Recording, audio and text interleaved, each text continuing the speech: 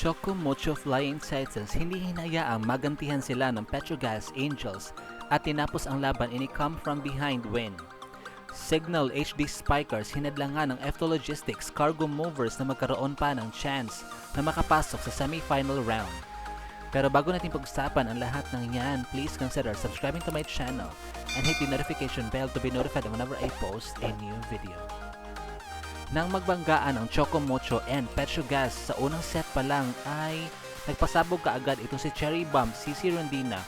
Pero magmula ng pinasok ang veterana na si Chi Saet, nag-iba na ang complexion ng game ng Angels dahil lagi maganda talaga ang pagpapaikot niya ng kaniyang mga sets. In set 2, nabuhayan na ang Flying Titans dahil kay Cherry Nunag na talagang tinibayan ang kaniyang blocking.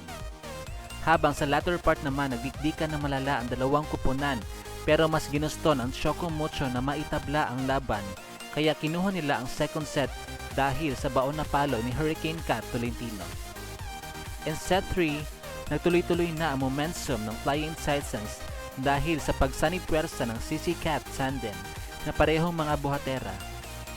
And lastly, sa atin namang final set na kung saan nabigyan na ng playing time ang kapitana ng Choco Mocho na si Bea De Leon na talagang binigyan ng moment para mag-shine at siya pa nga mismo ang tumapos ng game due to her service ace na talagang naging highlight of the game.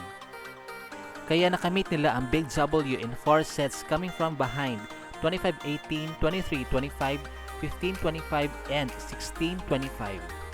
For the second time around, naging player of the game na naman ang greatly improved libero na si Tang Ponce, who tallied 20 excellent digs, 9 excellent receptions, and 1 point. Dahil sa pagkapanalong ito ng Choco Mocho Flying Titans ay nagtuloy-tuloy nga ang kanilang streak na 6 consecutive wins with only 1 loss. Samantala sa naging gitgita naman ng F2 Logistics and Signal, kahit na 4 sets lang din ang tinagal nito, kitang-kita sa F2 na mas lumaban na talaga sila kaya pasok sa 20 points pataas ang kanilang scores na sobrang dikitan. Subalit mas may panapos lang talaga ang HD Spikers lalo na sa mga endgame. And for 2 straight games, naging player of the game na naman si Jel Cayuna with 22 excellent sets and 4 points. Meanwhile, madami naman ang nanghihinayang sa sensational performance ng sophomore na si Julina De La Cruz na nakapag-set na naman ng new career high, garnering 30 whopping big points in F2's 4-set loss to Signal. Bunsod ng kanilang pagkatalo, mas lalo nang sumisikip ang chance ng Cargo Movers na makausad pa sa next round na kasalukuyang mayroong 4 wins and 4 losses.